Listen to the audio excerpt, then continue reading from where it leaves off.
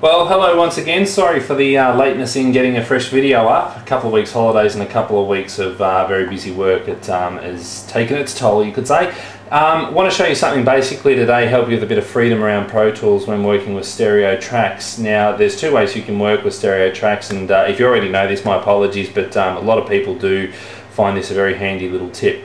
You can work with two mono tracks and just pair those and then left and right them out. Or you can work with a stereo track, okay, where you've got your left and your right built into the one. Now personally I like to work with two mono tracks, and you'll see the reasons why. So I'm going to drop just a straight beat into the mono tracks there and pan them out. Yep, they're panned out to the left there and panned out to the right. Beautiful. Now they're individual at the moment. However, Shift Apple G, hang on, if I highlight the two tracks that I want, and then I think it's actually just Apple G, that's going to group the two that I've selected there. So now when I go to move that, Shift Apple G to set it up, when you move one, the other goes with it. If you want to at any time unpair those, Shift Apple G again, and there you go, you can move them individually. Shift Apple G to pair it back up, it just toggles between it, and for the PC I think it would be Shift Control G to do that. So there's one on the mono tracks, and then we can copy that down to the stereo tracks. Now, the thing I like about mono tracks versus stereo tracks, if we want to take, say, the left beat out, just when I'm editing I like to take some of the beats out. Now you can do this just by dropping down your volume, so you know, select a couple of points and drop your volume down. But I like to get the gear right out of there completely. Makes it nice and clean. So I'm taking that beat there out, boom, gone. However, I wanted the left hand side to stay in. You can't do that with the joined tracks like that, the stereo tracks. Whereas with up on the mono panned left and right tracks, you can ungroup it and make an adjustment with the Shift Apple G.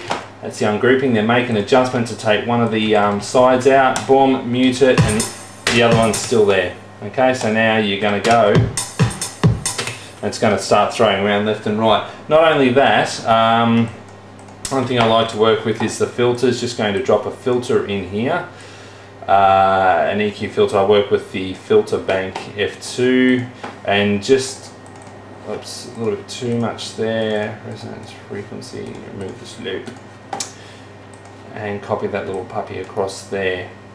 So now on here I can pull up, say, the low pass frequency on the left hand channel, make a couple of selections and just do some crazy shite with it. Okay, now if I group those channels up again, there we go, we start doing everything together at the same time. Low pass frequency, I've only made the change up on the left hand channel, so when I play that, you're going to get that panning effect that happens when you start doing filtering. And it's really simple to do it when it's on the mono tracks there, on the left and right. You just got a lot of freedom to work with either channel versus being stuck working with both channels here and having to muck around a hell of a lot more to achieve the same results as what you can by sticking your stereo tracks up on two mono tracks and panning them left and right. If you don't like your stereo tracks being that big, of course you can just, you know, downsize them, downsize it to a small track. Do what you got to do.